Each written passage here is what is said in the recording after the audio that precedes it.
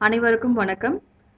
இந்த வீடியோல நம்ம டிஎன்பிஎஸ்சி மற்றும் டிஆர்பி எக்ஸாமுக்கான சமச்சீர் பாடத்திட்டத்தை 6வதுல இருந்து பார்த்துட்டு இருக்கோம். இன்னைக்கு நாம இங்கிலீஷ் பார்ட் 2 வீடியோ பார்க்க போறோம். இன்றைய தத்துவம்: சிந்திக்க தெரிந்தவனுக்கு ஆலோசனை தேவையில்லை, துன்பங்களை சந்திக்க தெரிந்தவனுக்கு வாழ்க்கையில் தோல்வியே இல்லை. சொன்னது டாக்டர் ஏபிஜே அப்துல் கலாம் அவர்கள். இன்னைக்கு நாம இங்கிலீஷ் ஸ்டாண்டர்ட் 7ல இருக்கக்கூடிய லிட்ரேச்சர் சம்பந்தப்பட்ட நிறைய விஷயம் பார்க்க போறோம். கான் ஃபார் எவர் இந்த லெசன்ல பார்த்தீங்கன்னா இதை எழுதுனது பார்பரா ரீவ்ஸ். ஏஷியா ஆப்பிரிக்காவில் இருக்கக்கூடிய அனிமல்ஸ் பத்தி இந்த லெசன்ஸ்ல டிஸ்கஸ் பண்ணியிருக்காங்க. உலகத்திலே ஃபாஸ்டஸ்ட் லேண்ட் அனிமல் அப்படின்னா அது ஆப்பிரிக்காவில் இருக்கக்கூடிய சிட்டா தான். Bears need 1500 square miles territory. அதாவது கரடிகள் வாழணும் அப்படின்னா 1500 ஸ்கொயர் மைல்ஸ் நிலப்பரப்பு தேவைப்படுது. ஆனா இப்ப அதெல்லாம் அழிஞ்சிட்டு வந்துட்டு இருக்கு. சவுத் அமெரிக்கால டிஸ்ட்ரக்ஷன் ஆஃப் ரெயின் ஃபாரஸ்ட், மழைக்காடுகள் பார்த்தீங்கன்னா சவுத் அமெரிக்கால ரொம்ப அழிக்கப்பட்டிருக்கு. இப்போ 1000 பேண்டாஸ் தான் ஏஷியால இருக்கு. பொதுவா பேர்ஸ் அதுக்கு என்ன தேவை, பாண்டா அதுக்கெல்லாம் என்ன தேவை அப்படின்னா பேம்பு பிளான்ட் தான். மூங்கில் மரங்கள், அந்த தாவரங்கள் தான் அதுக்கு தேவை. ஆனா அந்த மரங்களே இல்லாததால பாத்தீங்கன்னா இப்ப அந்த பேண்டா அப்படிங்கிற இனமே அழிஞ்சிட்டு வருது. இது மட்டும் இல்லாம சீ அனிமல்ஸ், கடல் வாழ் உயிரினங்களும் இப்போ அழிஞ்சிட்டு வந்துட்டு இருக்கு. அது காரணம் கடல்ல வேட்டையாடுறது, பொல்யூஷன் பண்றது. குறிப்பா பாத்தீங்கன்னா நம்ம ப்ளூ வேல், நீல திமிங்கலம் தான் இந்த உலகத்திலேயே லார்ஜஸ்ட் அனிமல்.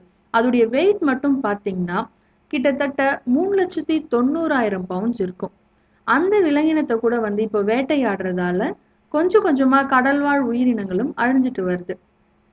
இந்த ஹியூமன் ஹண்ட் அனிமல்ஸ் எதுக்காக வேட்டையாடுறாங்க அப்படின்னா அந்த விலங்கினங்களுடைய ஸ்கின்னுக்காகவும், டஸ்க் தந்தத்துக்காகவும், ஃபர் அதோடைய முடிக்காகவும், கொம்புக்காகவும் தான் விலங்குகளை வேட்டையாடுறாங்க.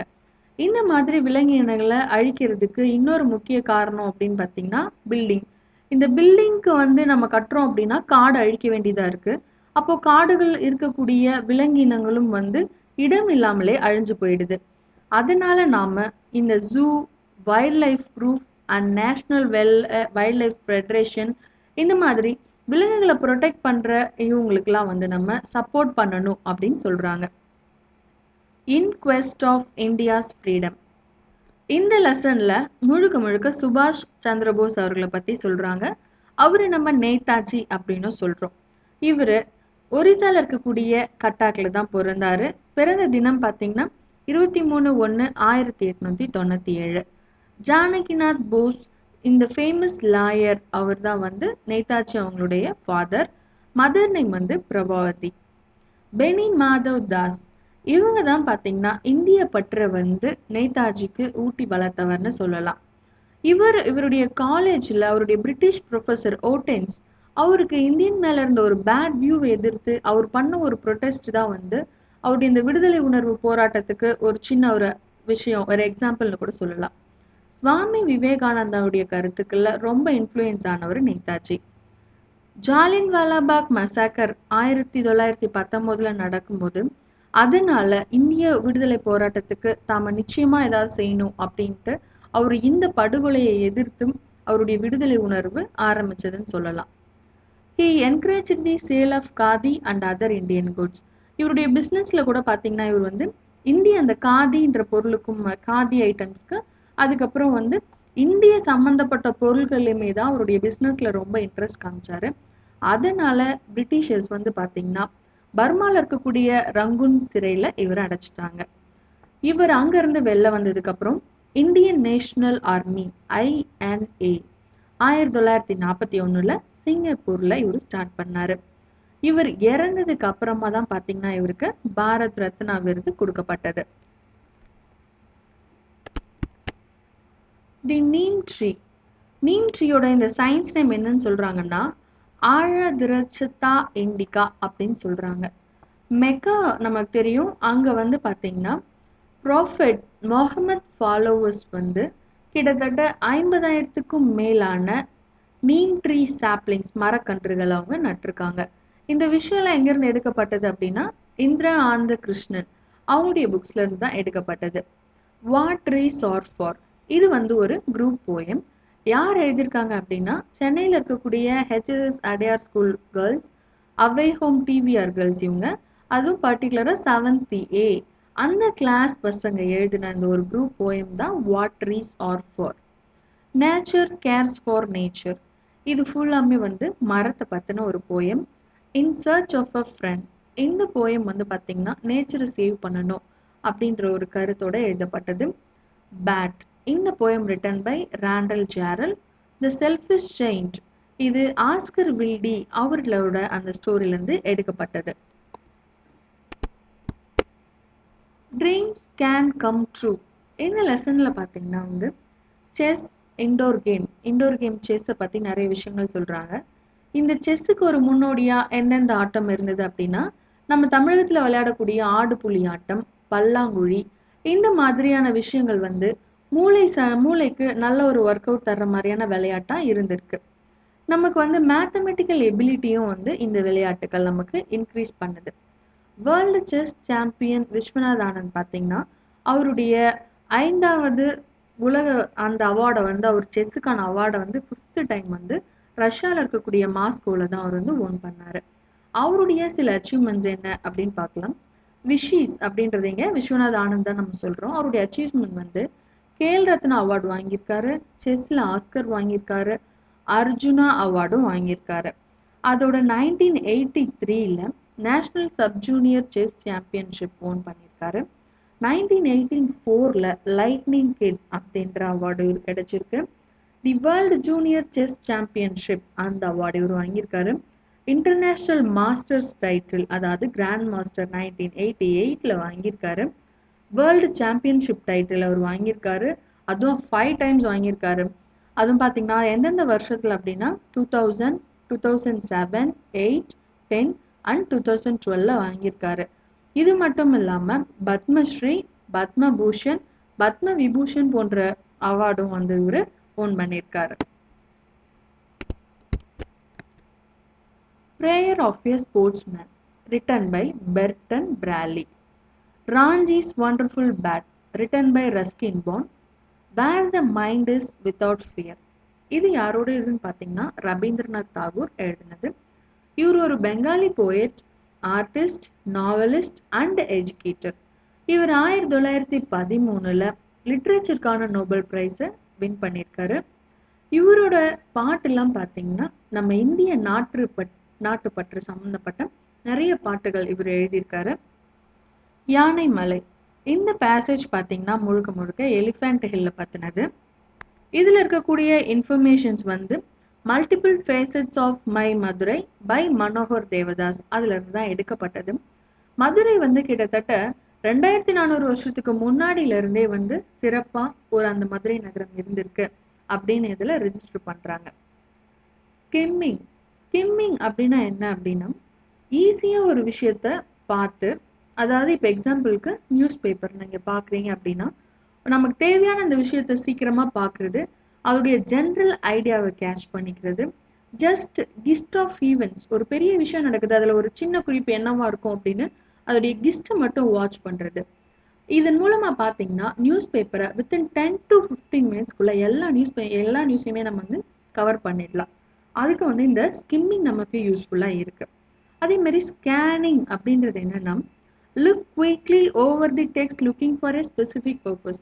இப்போ நமக்கு என்ன வேணும், இப்போ சம்திங் ஜாபை பற்றி மட்டும் பார்க்கணும் அப்படின்னா பர்டிகுலராக அந்த விஷயத்தை நம்ம ஸ்கேன் பண்ணி அந்த இடத்த மட்டுமே நம்ம போய் தேடுறத நம்ம ஸ்கேனிங் அப்படின்னு சொல்கிறோம்.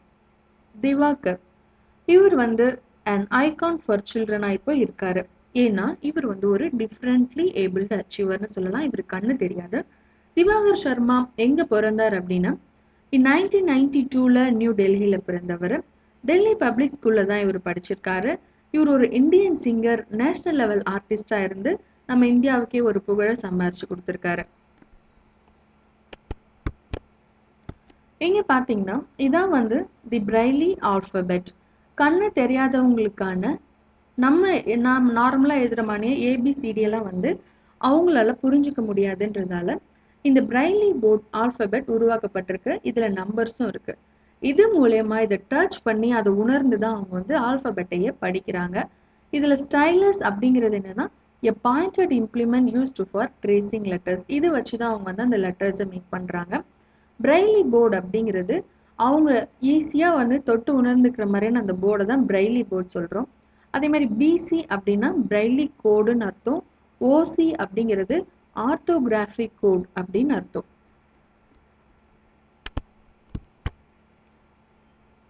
Creating space to be human. இதுல கிரண் பேடியை பத்தின நிறைய விஷயங்கள் சொல்றாங்க. கிரண் பேடி 9/6/1949ல பஞ்சாப்ல இருக்கக்கூடிய அம்ரித்சர்ல பிறந்தாங்க.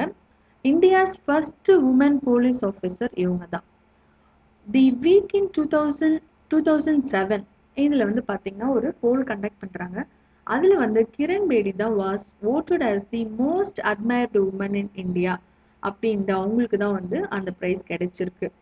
1994ல ரோமன் மக்சாசே அவார்டு அவங்களுக்கு கிடைச்சிருக்கு. Asia region award for drug prevention and control and the Jawaharlal Nehru fellowship for அவர் ஒர்க் இன் தீஹார் ஜெயில். இவ்வளோ ப்ரைஸும் வந்து அவார்ட்ஸும் அவங்க ஓன் பண்ணியிருக்காங்க. 27/11/2007 அவங்க ரிட்டையர் ஆயிட்டாங்க. இது இல்லாமல் இவங்க 2 NGOs ஸ்டார்ட் பண்ணியிருக்காங்க. Navjyoti for preventive policing in 1987 and Indian vision foundation for prison reformation, drug abuse prevention and child welfare in 1994. இது ரெண்டும் அவங்க வந்து ஓப்பன் பண்ணியிருக்க NGOs. அதுவும் இல்லாமல் இவங்க ஒரு நியூ வெப்சைட் வந்து லான்ச் பண்ணியிருக்காங்க. அதோடைய வெப்சைட் ஐடி பார்த்தீங்கன்னா www.safer-india SEFERINDIA.com. இது அவங்களுடைய லான்ச் பண்ணியிருக்கக்கூடிய வெப்சைட். இவங்களுடைய ஆட்டோபயோகிராஃபி அவங்கள பற்றி அவங்களே எழுதினது. அந்த புக்கோட நேம் என்னன்னு பார்த்தீங்கன்னா I dare it's always possible. George Washington Carver and peanuts. இந்த லெசனில் ஜார்ஜ் வாஷிங்டன் பற்றின நிறைய விஷயங்கள் சொல்கிறாங்க. தி அமெரிக்கன் சிவில் வார் பார்த்தீங்கன்னா 1860ல நடந்தது. யாருக்கு நடுவில் அப்படின்னு பார்த்தீங்கன்னா northern black people and southern white people. இவங்க 2 பேருக்குள்ள தான் வந்து இது வந்து இந்த சிவில் வார் நடந்தது. ஜார்ஜ் இவர் வந்து ஒரு நீக்ரோ ஸ்லேவ் பேரண்ட்ஸ்க்கு 12/7/1864 மிசோரியில் இருக்கக்கூடிய டைமண்ட் குரூவ்ல பிறந்தாரு. இவர் பார்த்தீங்கன்னா சிம்சன் காலேஜ் இன் லாவால 1890ல ஜாயின் பண்ணாரு. அவருடைய மாஸ்டர் டிகிரியை 1896ல கம்ப்ளீட் பண்ணாரு. இவருக்கு ஒரு post of director of agriculture of the Tuskegee institute அந்த போஸ்ட் வந்து இவருக்கு கிடைச்சிருக்கு. டைரக்டர் போஸ்ட் வந்து அக்ரிகல்ச்சர் ஆஃப் டஸ்கீஜி இன்ஸ்டிடியூட்ல கிடைச்சது.